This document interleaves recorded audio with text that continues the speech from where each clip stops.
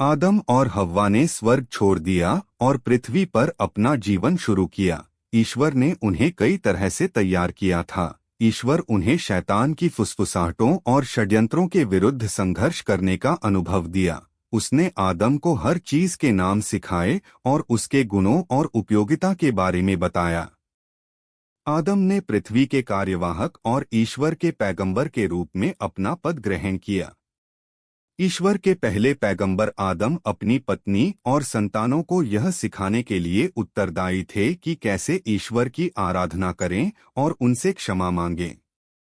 आदम ने ईश्वर के नियमों को स्थापित किया और अपने परिवार का सहारा बने और पृथ्वी की देखभाल करने की कोशिश करने लगे। उनका काम था खेती करना, निर्माण करना और आबाद करना। उन्हें ऐसे बच्चों की परवरिश करनी थी जो ईश्वर के निर्देशों के अनुसार जिएं और पृथ्वी की देखभाल और सुधार करें।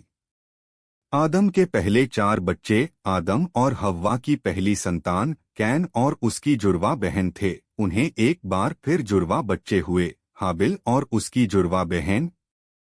आदम और उसका परिवार शांति और सद्भाव से रहते थे। कैन ने जमीन को जोता जबकि हाबिल ने पशुओं को पाला। समय बीतता गया और आदम के पुत्रों के विवाह का अवसर आया।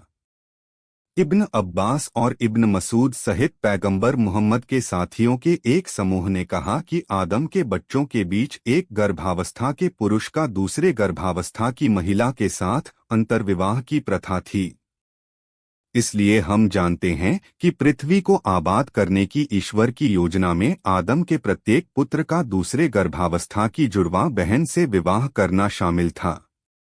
ऐसा लगता है कि सुंदरता ने शुरू से ही पुरुषों और महिलाओं के आकर्षण में एक भूमिका निभाई है। कैन अपने लिए चुने गए साथी से खुश नहीं था।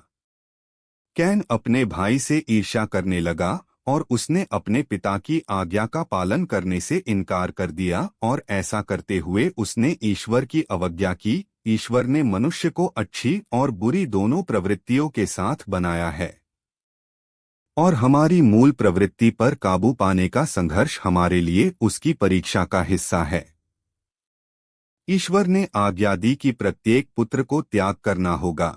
उसका फैसला उस बेटे के पक्ष में होगा जिसका प्रस्ताव सबसे स्वीकार्य होगा। कैन ने अपना सबसे खराब अनाज दिया, लेकिन हाबिल ने अपने सबसे अच्छे पशु की पेशकश की। ईश्वर ने हाबिल के त्याग को स्वीकार किया, इसलिए कैन क्रोधित हो गया। उसने अपने भाई को मारने की धमकी दी तथा उन्हें आदम के 2 पुत्रों का सही समाचार सुना दो। जब दोनों ने एक उपायन कुर्बानी प्रस्तुत की तो एक से स्वीकार की गई तथा दूसरे से स्वीकार नहीं की गई। दूसरे ने कहा है, मैं अवश्य तेरी हत्या कर दूंगा। कुरान 5:27। हाबिल ने अपने भाई को सलाह दी कि जो लोग डरते हैं और उनकी सेवा करते हैं उनके अच्छे कामों को ईश्वर स्वीकार करेंगे, लेकिन जो लोग अहंकारी, स्वार्थी और ईश्वर के प्रति अवज्ञाकारी हैं उनके अच्छे कामों को भी ईश्वर अस्वीकार कर देंगे। हाबिल ने कहा है, ईश्वर आज्ञाकारों ही से स्वीकार करता है। यदि तुम मेरी हत्या करने के लिए मेरी ओर हाथ बढ़ाओगे तो भी मैं तुम्हारी ओर तुम्हारी हत्या करने के लिए हाथ बढ़ाने वाला नहीं हूँ। मैं विश्व के ईश्वर से डरता हूँ जो मानवजाति, जिन्न और जो कुछ भी मौजूद है सबका पालनहार है। कुरान 5:27-28।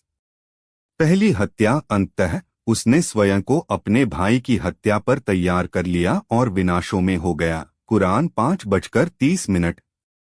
पैगंबर मोहम्मद ने हमें बताया कि कैन क्रोधित हो गया और उसने अपने भाई के सिर पर लोहे के टुकड़े से प्रहार किया। एक अन्य कथन में यह भी कहा गया कि कैन ने हाबिल के सिर पर उस समय प्रहार किया जब वह सो रहा था। फिर ईश्वर ने एक कौआ भेजा जो भूमि कुरेद रहा था ताकि उसे दिखाए कि अपने भाई के शव को कैसे छुपाए। उसने कहा, मुझ पर खेद है।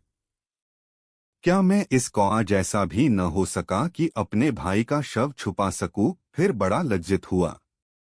कुरान 5:31। आदम बहुत दुखी हुए। उन्होंने अपने पहले और दूसरे दोनों बेटों को खो दिया था। एक की हत्या कर दी गई थी, दूसरे को मानवजाति के सबसे बड़े शत्रु शैतान ने वश में कर लिया था। आदम ने धैर्यपूर्वक अपने बेटे के लिए प्रार्थना की और पृथ्वी की देखभाल करना जारी रखा। उन्होंने अपने कई बच्चों और पोते पोतियों को ईश्वर के बारे में बताया। उन्होंने उन्हें शैतान के साथ अपनी भिड़ंत के बारे में भी बताया और उन्हें शैतान की चालों और योजनाओं से सावधान रहने की सलाह दी। साल दर साल बीत गए और आदम बूढ़ा हो गए और उसके बच्चे पृथ्वी पर फैल गए। आदम की मौत। सारी मानवजाति आदम की संतान है। एक कथन में पैगंबर मोहम्मद ने हमें बताया कि ईश्वर ने आदम को उनके वंशज दिखाए। आदम ने पैगंबर दाऊद की आंखों में एक सुंदर प्रकाश देखा और उनसे प्यार किया। इसलिए उन्होंने ईश्वर की तरफ रुख किया और कहा, हे ईश्वर, उसे मेरे जीवन से 40 वर्ष दो। ईश्वर ने आदम के उस अनुरोध को स्वीकार कर लिया और उसे लिखकर मुहर बंद कर दिया गया। आदम का जीवन काल 1000 वर्ष माना जाता था, लेकिन 960 वर्षों के बाद मृत्यु का दूत आदम के पास आया। आदम को आश्चर्य हुआ और उसने कहा, लेकिन मेरे पास अभी भी जीने के लिए 40 साल हैं। मृत्यु के दूत ने उसे अपने प्रिय वंशज पैगंबर दाऊद को 40 साल के उपहार की याद दिला दी, लेकिन आदम ने इनकार कर दिया। कई वर्षों बाद अंतिम पैगंबर मोहम्मद ने कहा, आदम ने इनकार किया, इसलिए आदम के बच्चे इनकार करते हैं। आदम भूल गया और उसके बच्चे भूल जाते हैं। आदम ने गलतियां की और उसके बच्चे गलतियां करते हैं। तिर्मिज़ी। अरबी में मानवजाति के लिए शब्द इंसान है और यह मूल शब्द निस्यान से आया है, जिसका अर्थ है भूलना। यह मानव स्वभाव का हिस्सा है। मानव जाति भूल जाती है और जब हम भूल जाते हैं तो हम इनकार करते हैं और अस्वीकार करते हैं। आदम भूल गया, वह झूठ नहीं बोल रहा था और ईश्वर ने उसे क्षमा कर दिया। आदम तब ईश्वर की इच्छा के अधीन हुए और मर गए।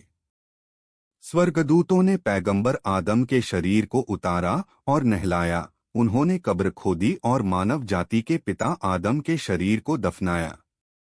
आदम का उत्तराधिकारी। अपनी मृत्यु से पहले आदम ने अपने बच्चों को याद दिलाया कि ईश्वर उन्हें कभी भी अकेला या मार्गदर्शन के बिना नहीं छोड़ेगा। उसने उनसे कहा कि ईश्वर अन्य पैगंबरों को अद्वितीय नामों, लक्षणों और चमत्कारों के साथ भेजेगा, लेकिन वे सभी एक ही बात कहेंगे, एक सच्चे ईश्वर की पूजा करो। आदम ने अपने पुत्र सेथ को अपना उत्तराधिकारी नियुक्त किया। दोस्तों, अगर आपको वीडियो 80 लगी तो लाइक, शेयर और सब्सक्राइब करना फ्रेंड रिक्वेस्ट है आपसे।